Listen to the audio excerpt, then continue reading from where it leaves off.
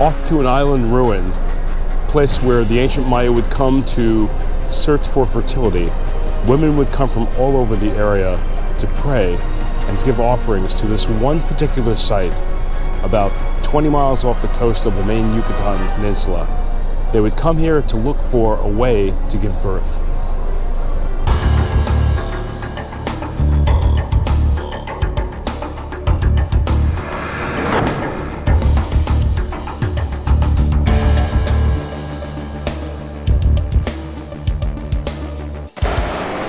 I took a side journey to Cozumel to take a look at this particular site.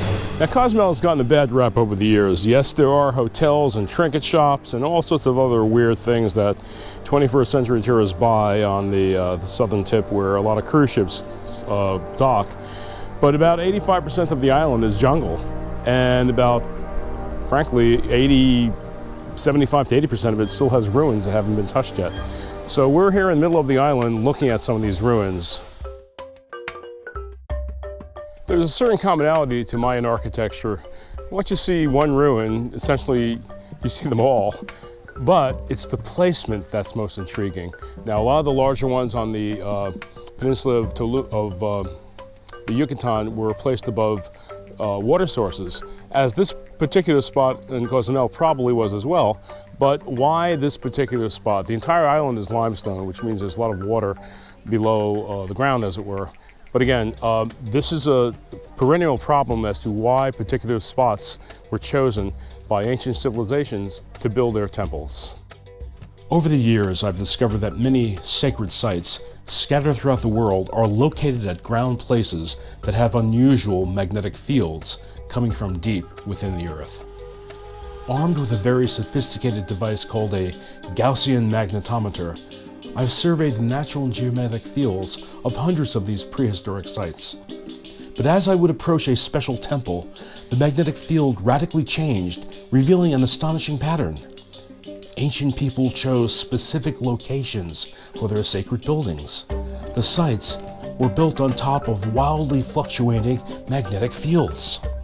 Laboratory research over the past decade has shown that changing electromagnetic fields can influence different brain chemicals, like serotonin or melatonin, that can be increased or decreased depending on the flux of the magnetic field.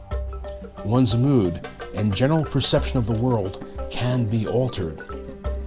Turns out, this can also happen in the field near a sacred site. Prehistoric shamans selected a particular location because it made them feel differently, perhaps by enhancing their perceived communication with the spirit world. The stone temple at Cozumel was built on top of an aberrant magnetic field, something that naturally occurs only at this particular location on the island. People were drawn to this place to commune with Ixchel, the goddess of fertility and healing. The same phenomena occurs on the island of Puerto Rico. On the northwestern coast is a remarkable sea cave. Stepping down into this naturally carved chamber, one sees hundreds of faces carved into the ancient limestone. Some are open-mouthed, others have deeply recessed eyes, and others look like little babies. The effect is overwhelming. Faces stare out from every corner of the enclosure. The indigenous islanders known as Taino would come to this cave to give birth. Taino descendants said the faces are the spirits of babies, many who died during childbirth. This site was both the entranceway to the physical world as well as the doorway to the next. The magnetic fields at this site are dramatically different from the surrounding locale. In fact, the numbers are so high that women who labored here experienced an altered reality. Several miles south is another fertility site.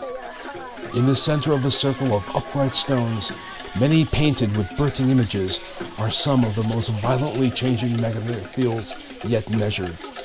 The actual ceremonies that took place here are unknown, but vestiges of those ghostly rituals linger.